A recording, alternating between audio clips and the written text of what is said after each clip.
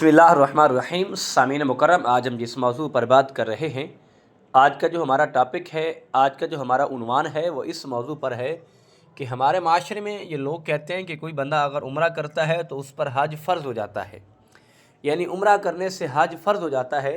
आज इस मसले पे हम आपसे गुफ्तगू करने जा रहे हैं। आज हम आपको बताने जा रहे हैं इंशाअल्लाह अज़ीज़, अगर आप सुनेंगे तो इसका आपको बहुत बड़ा फ़ायदा होगा। तो देखें, सबसे पहली बात तो ये है कि शरीयत ने इस मसले को ऐसे नहीं कहा कि जैसे हमारे माशरे में लोग कहते हैं कि अगर उम्रा किया है तो हज फ़र्ज़ हो जाता है, यानी उसके लिए कुछ शराइत हैं।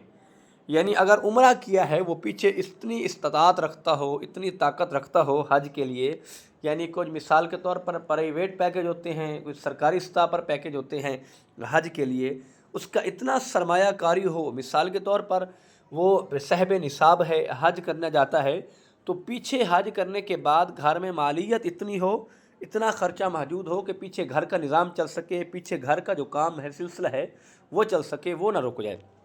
इतना साहिब निसाब होना चाहिए। अगर हाँ साहिब निसाब है, ऐसा नहीं होगा साहिब निसाब नहीं है, उसे ताकत थी उम्रे की, अब उसे किसी ने कह दिया कि अगर आप उम्रा करोगे तो आप पे हज फ़र्ज़ हो जाएगा। अब इस आड़ में, इस यानी कि तमन्ना में, वो उम्रा करने से भी रह जाता है। वो कहता है कि मैं तो ताकत नहीं रखता इतनी, अगर उम्रा कर लिया तो मैं हज कैसे करूँगा। यकीनन ऐसी बात नहीं है। वो इसके लिए शराइत हैं कि यानी रास्ता पर अमन हो और कोई परेशानी ना हो, तकलीफ़ ना हो, ताकि पीछे घर का जो निज़ाम है वो चल सके, अखराजात कर सकें, किसी से कर्ज़ ना लेना पड़े, किसी से उधार ना लेना पड़े। ये सारे दो चार जो मसाइल हैं, अगर इनसे हम समझेंगे, इसको देखेंगे, तो यकीनन फिर हम हज कर सकते हैं। लेकिन फिर ऐसा नहीं होगा कि आप किसी से कर्ज़ कर्ज़ लेकर हज करें, फिर कर्ज़ वाला भागता रहे पीछे भी, मेरे मुझसे कर्ज़ लिया था, अब देखें ये हज करके आया है उधार से, मेरा पैसे नहीं दे रहा। लेकिन फिर ऐसे मसले भी हमारे सामने पेश आते हैं। तो अपनी हलाल कमाई से, जो अपनी हलाल कमाई से जमा किया है आपने, आप साहिब इस्तात हैं, साहिब ताकत हैं, तो आप हज के लिए जा सकते हैं।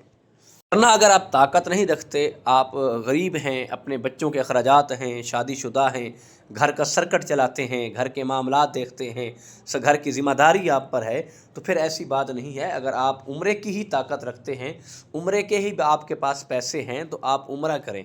फिर उम्रे के लिए भी यही है कि आपका पीछे जो घर का निज़ाम है वो चलता रहे, वो ना रुक जाए। कहीं ऐसा ना हो कि आप उम्रे पे चले जाएं, आपके घर का निज़ाम जो है वो बंद हो जाए, आपके घर के अखराजात जो हैं वो ख़त्म हो जाएँ।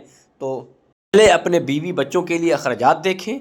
अगर पीछे आप उम्रे पे जाते हैं तो अखराजात चल सकते हैं, तो फिर आप उम्रे पे चले जाएं। अल्लाह कादिर है, करीम है, कबूल करने वाला है। अल्लाह हम सब का हामी नासिर हो। अल्लाह हम सब को अपने घर की हाज़िरी नसीब फ़रमाए। मा तौफ़ीक़ी इल्ला बिल्लाह।